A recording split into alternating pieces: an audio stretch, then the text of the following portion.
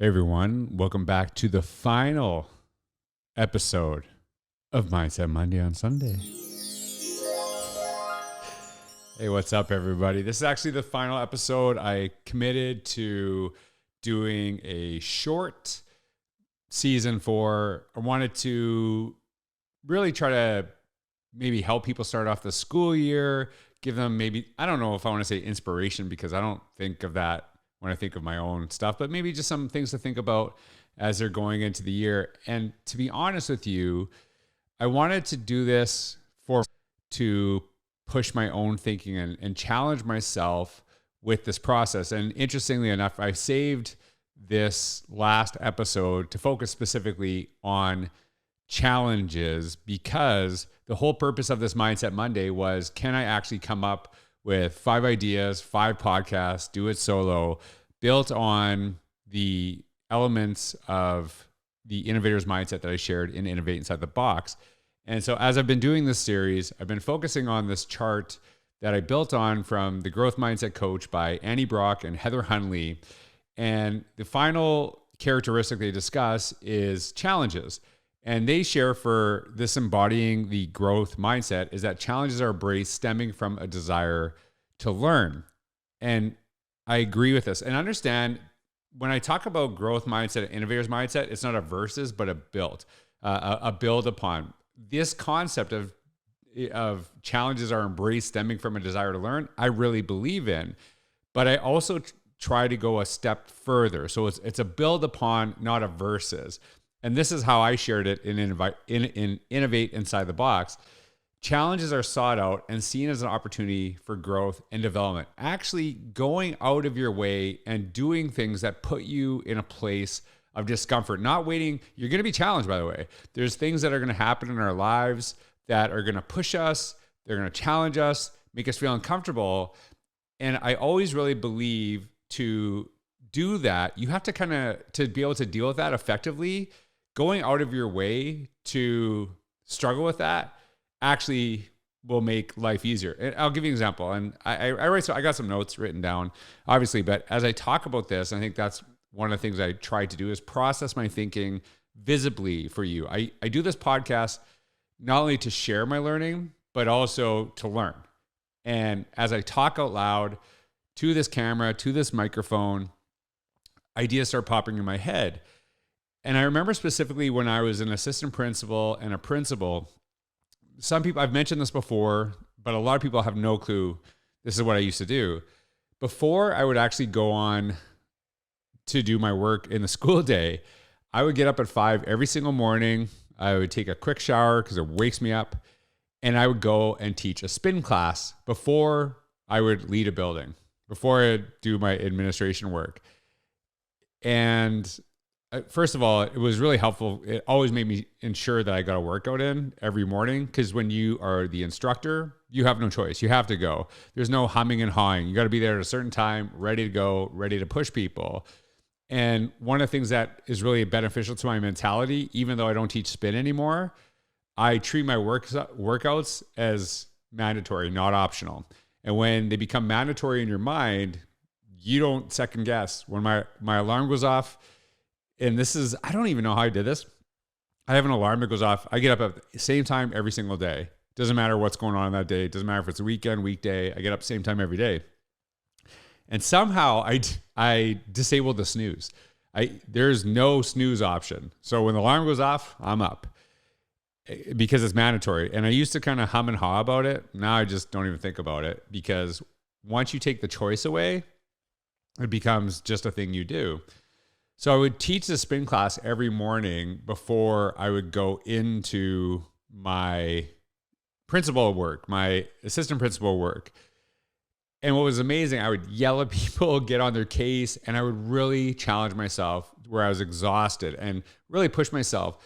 That when I actually went and did that challenge in the morning before I went and did my work at school, it just seemed like it was just made me stronger in everything I did because I already challenged myself. I remember saying to the people that were in my class, I'm going to make this the hardest part of your day and everything else will become easier once you complete this, that I really want to challenge you. And so that idea of challenges, going out to seek them, makes you stronger as you deal with this. And it's not, it's not like nothing ever bothered me in my work after I worked out, but I seem to be able to deal with things way better. And even now when I'm on the road, and I should put a little caveat, I try to get up at the same time every day, but when I'm on the road, it changes because, I have different schedules, different groups I'm working with, they go at different times. So sometimes I have to get up earlier than I typically would during a speaking event.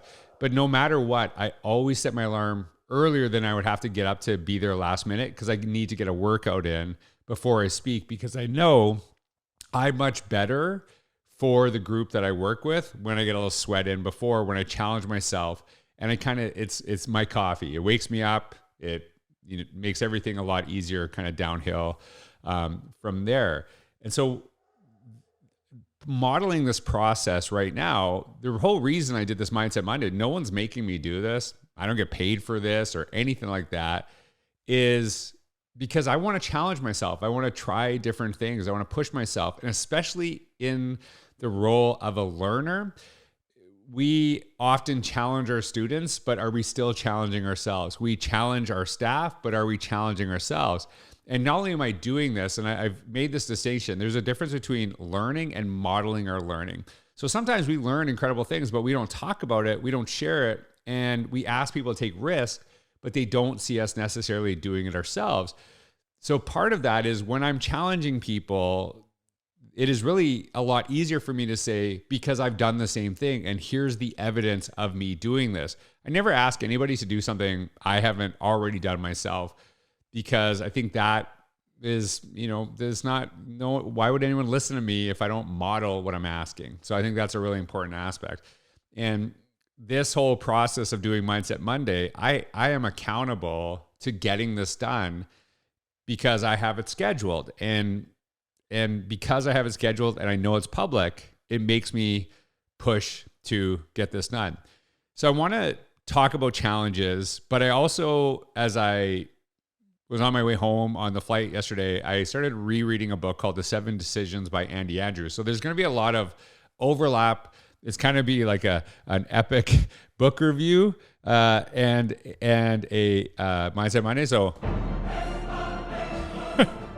if you know, you know. But I love this quote, I'm going to share several quotes from this book. Andy Andrews says this: successful people make their decisions quickly and change their minds slowly. Unsuccessful people make their decisions slowly and change their minds quickly.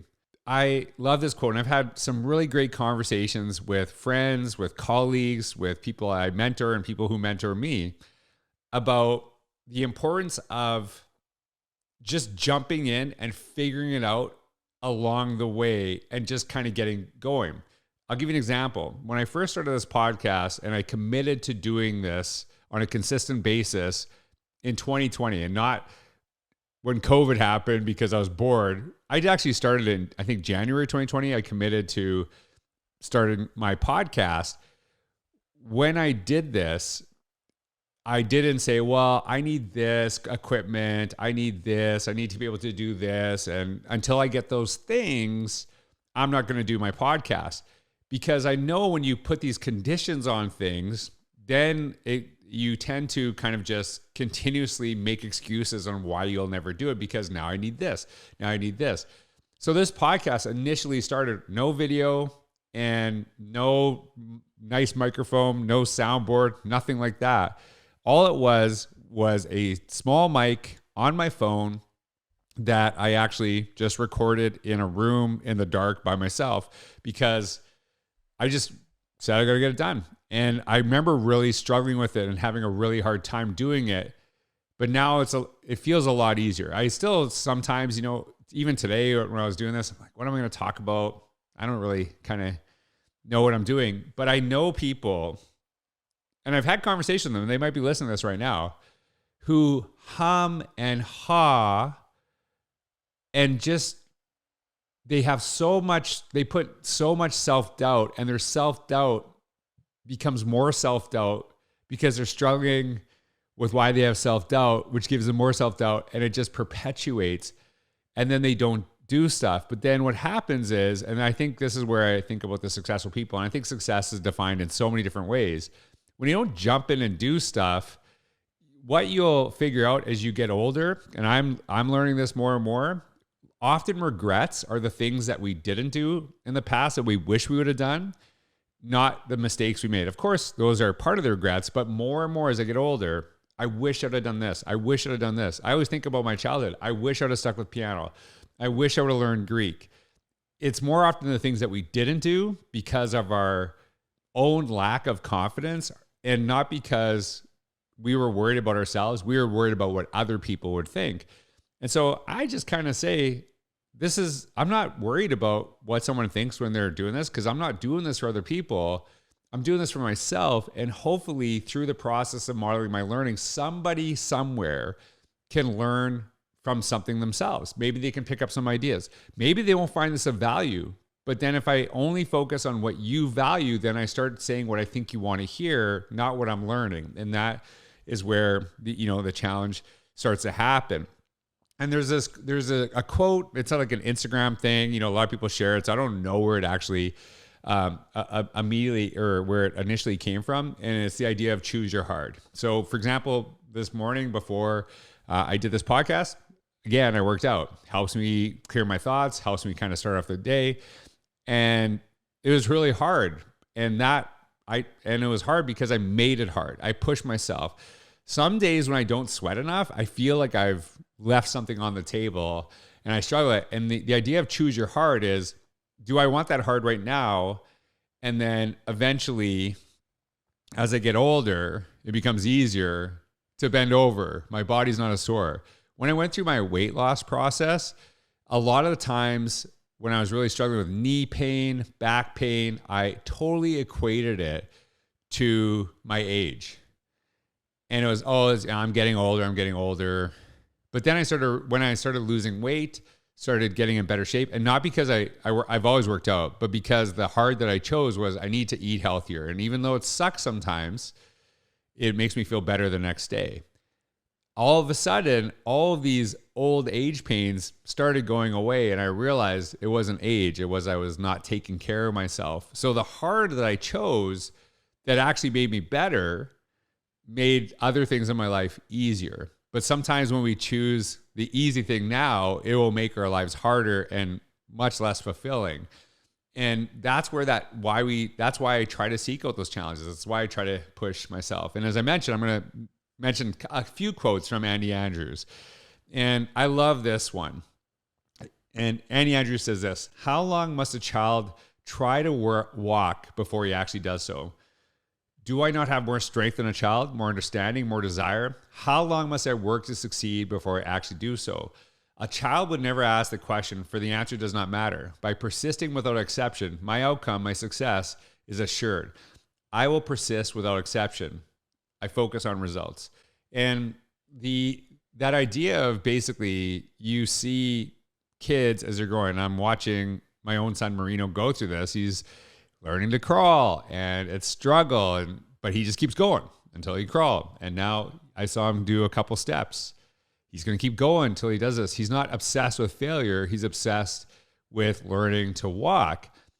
And so when we're doing these things, are you focused more on the process and the growth that goes through the process, or solely that if you don't hit your target immediately, we tend to give up? And there's a really great quote. I've shared it before. Again, I don't know where this came from. And it's like one of those Instagram, TikTok quotes, stories. Somebody took it from somebody and then it just got passed around kind of thing. And it said, the person who loves to walk will go much further than the person who's obsessed with the destination. And I think when you seek out those challenges, whether they're personal, they're professional, whatever they may be, we grow through that process. We might not actually, the weird thing is, there's a lot of things I want to try to achieve that I kind of have as big goals. And sometimes I don't make them, but I know through the process of going out, seeking challenges, I become more resilient. I actually become stronger, and it helps not only my physical self, but my emotional and my mental self. And so how do we model this to our kids? One of the things that I really encourage administrators to do is when I'm doing keynotes, workshops, and I'm talking specifically to administrators as a model to your teachers, I say, if there is anything you are struggling with that I'm sharing today, I want you to note it, and I want you to be able to write it down, post it somewhere, do something, and bring it up with your staff and actually share with them, I am struggling with what George said today, but I'm still going to wrestle with it. I'm still going to try to figure it out, because if I just dismiss it, it doesn't make us grow. But if I show you that I'm struggling, I'm going through those challenges, then hopefully I'm modeling something that we all learn ourselves. And the beautiful thing, I work with so many school districts, so many schools doing these workshops, and I see so many different things.